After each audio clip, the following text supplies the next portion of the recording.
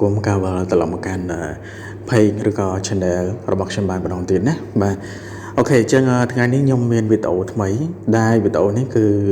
ចង់បង្ហាញដល់អ្នកនរគ្នាតកតងពីរបៀបក្នុងការផ្ដាច់ការដូរលុយបាទថ្មីសម្រាប់ប្រព័ន្ធសេវា 5G បាទគ្រប់ប្រព័ន្ធទូរស័ព្ទណាគឺលេខ smart ប្រព័ន្ធ smart smartphone ហើយនិង share card អញ្ចឹងមានន័យថាផ្ដាច់នៅការដូរលុយសេវា 5G និង 4G ពេលដែលបងប្អូនធ្វើការបដូរទឹកប្រាក់គម្រោង 5G ហើយនិង 4G ណាបាទបដូរជាប្រចាំសប្តាហ៍គ្រប់ប្រព័ន្ធទូរស័ព្ទតែម្ដងពេលដែលយើងបដូរហើយយើងចង់ផ្ដាច់វាចោលវិញណាយើងចង់ភ្ជាប់ទៅកាន់គម្រោងអីផ្សេងទៀតដូចជាប្រចាំខែឬក៏គម្រោងការដូរលុយអីផ្សេងទៀតចឹងណាអ្នកនរគ្នាមានន័យថាយើងចង់ទុកទឹកប្រាក់ដដែលយើងចង់ផ្ដាច់នៅគម្រោងដូរលុយថ្មីរបស់ក្រុមហ៊ុនទូរស័ព្ទថ្មីគឺផ្ដាច់ការដូរលុយសេវា 4G និង 5G និយាយចំទៅណាបាទចឹងមុនខ្ញុំបង្ហាញសូមអ្នកទាំងអស់គ្នាដែលអត់ទាន់បាទ Subscribe Channel ខ្ញុំបានទេអាចធ្វើការចុចបាទ Subscribe Channel ខ្ញុំបានដើម្បីទទួលបានវីដេអូខ្ញុំបានបន្ថែមតទៀតណាបាទហើយកុំភ្លេច Share វីដេអូនេះមួយតគ្នាផងណាដើម្បីជាការចែករំលែក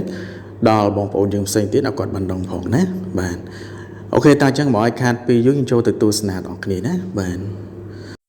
អញ្ចឹងចំពោះការផ្ដាច់ហ្នឹងគឺអ្នកទាំងអស់គ្នាដែលធ្វើការយើងចូលទៅកាន់ប្រព័ន្ធ smart ណា smart monitor សម្រាប់បងប្អូនដែលគាត់ភ្ជាប់នៅគម្រោង smart បាទគឺ$1កន្លះប្រើបានទាំង 4G និង 5G ណាបានហើយ$1កន្លះហ្នឹងគឺបាន 30GB ណាអ្នកទាំងអស់គ្នាអ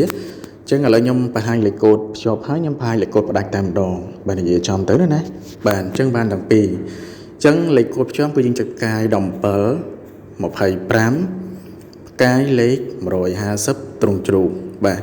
ញ្ចឹងអាហ្នឹងគឺយើងភ្ជាប់ហ្នឹងគឺយើងបាន 30GB ប្រើលេខអ៊ីនធឺណិតប្រើបានទាំង 4G និង 5G រយៈពេលបានមួយសប្តាហ៍ពេញហើយយើងចំណាយទឹកប្រាក់$1កន្លះណាសម្រាប់ប្រព័ន្ធ Smart លេខ Smart អ្នកទាំងគ្នាទាន់ទេអាហ្នឹងក្នុងការបដូរហើយបើយើងចង់ផ្ដាច់នៅគម្រោងដូរលុយនឹងវិញណាអ្នកទាំងគ្នាចឹងងាយស្រួលទេគឺលេខកូដយើងចង់ផ្ដាច់ណាបាទយើងចង់ប្រើទៅកាន់គម្រោងធម្មតាវិញណាបាទចឹងលេខកូដគឺអ្នកទាំងអស់គ្នាបាទចុចផ្កាយ1700ផ្កាយលេខ500ត្រង់ជ្រូកបាទចឹងមានន័យថាយើងផ្ដាច់នៅការដូរលុយគម្រោង Smart ថ្មីហ្នឹងដែលយើងចំណាយទឹកប្រាក់$1កន្លះយើងបាន 30GB ប្រើលើអ៊ីនធឺណិតសេវា 4G និង 5G យើងផ្ដាច់មិនហ្នឹងណាបាទអញ្ចឹងឥឡូវខ្ញុំវីដេអូហ្នឹងគឺខ្ញុំបង្ហាញទាំងភ្ជាប់ផងទាំងផ្ដាច់ផងនៅគម្រោង Smart ដូរលុយថ្មីហ្នឹងគឺសេវា 4G និង 5G ប្រើបានទាំងពីរអញ្ចឹងនេះជាលេខកូដផ្ដាច់ហ្នឹងអ្នកទាំងអស់គ្នាណាបាទឥឡូវយើងចូលទៅកាន់ប្រព័ន្ធ smartphone វិញណាអ្នកទាំងអស់គ្នាបាទអញ្ចឹងសម្រាប់ប្រព័ន្ធ smartphone របៀបភ្ជាប់គឺចំណាយទឹកប្រាក់$1កន្លះប្រើបានទាំង 4G និង 5G បាន 30GB ប្រើលេខអ៊ីនធឺណិតណាលេខកូដគឺចុចផ្កាយ1567បាទផ្កាយបាទលេខ1ត្រង់ជ្រូកណាអាហ្នឹងសម្រាប់ប្រព័ន្ធ smartphone ផ្កាយ1567ផ្កាយលេខ1ហើយត្រង់ជ្រូកបញ្ជូន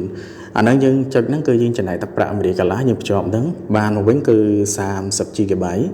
ប្រើលេខអ៊ីនធឺណិតបាទបាន100នាទីក្នុងការខលនិង100សារចំណាយរយៈពេលគឺបាន1សប្តាហ៍ពេញណាបងប្អូនទាំងអស់គ្នាបាទសម្រាប់ smartphone បាទអញ្ចឹងនេះគឺជាលេខកូដក្នុងការភ្ជាប់ណាអ្នកនរគ្នាអញ្ចឹងបើសិនជាយើងចង់ផ្ដាច់វិញណាយើងបដូរលុយគម្រោងថ្មី smartphone ហ្នឹងហើយ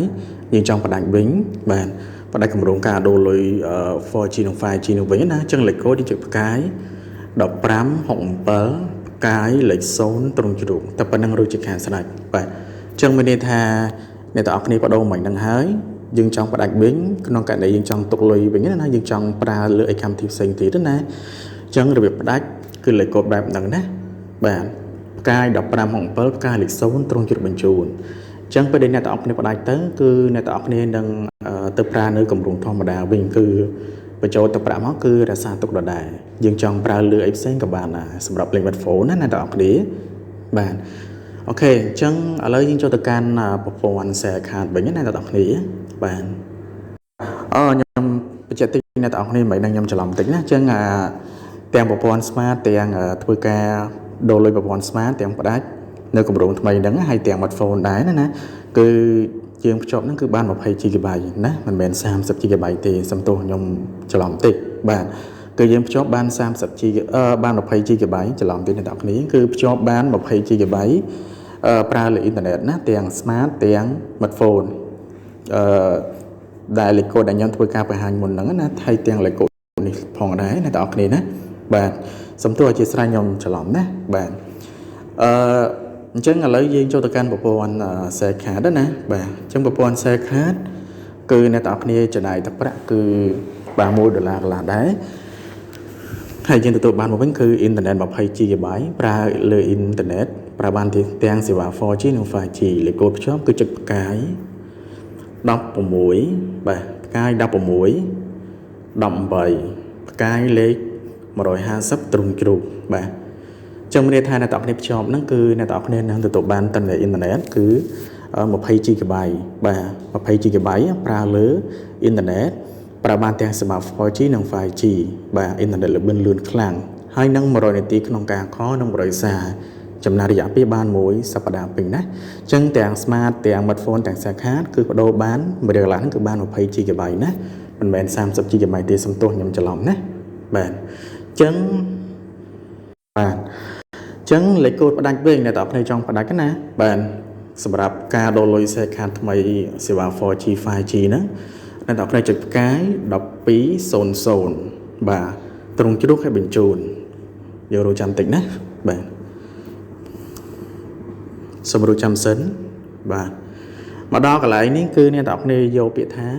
លេខ2ណាហើយយកពាក្យថាសែននេះសែនឡើយនេះណាសែនណាបាទអញ្ចឹងលេខ2មានន័យថាបញ្ឈប់សេវាកម្មទាំងអស់អ្នកទាំងអស់គ្នាណាចុចសែនមកយករកចាំមក plan អូខេបន្តមកទៀតអ្នកទាំងអស់គ្នាយកពាក្យថាលេខ2ទៀតបាទកន្លែងនេះវានិយាយថាសូមជ្រើសរើសសេវាកម្មដែលអ្នកចង់បញ្ឈប់ចឹងអ្នកទាំងអស់គ្នាយកលេខ2មកណាលេខ2អ្នកទាំងអស់គ្នាធ្វើតាមខ្ញុំគឺដឹងតែលុបបានដឹងតែភ្ជាប់បានហើយអ្នកទាំងអស់គ្នាណាសូមធ្វើតាមខ្ញុំលេខ2ហើយអ្នកទាំងអស់គ្នាយកពាក្យសែនម្ដងទៀតណាបាទយកពាក្យសែនម្ដងទៀតអូខេអញ្ចឹងមកដល់ហើយចំណុចនេះវាបញ្ជាក់យើងបន្ថែមទៀតថាតើយើងចង់លុបនៅសេវាកម្មនឹងមានដែរអត់ចង់លុបការដូរលុយនឹងមានដែរអត់អញ្ចឹងណាអញ្ចឹងបើអ្នកទាំងអស់គ្នាចង់លុបអ្នកទាំងអស់គ្នាយកពាក្យថាលេខ1មកបាទ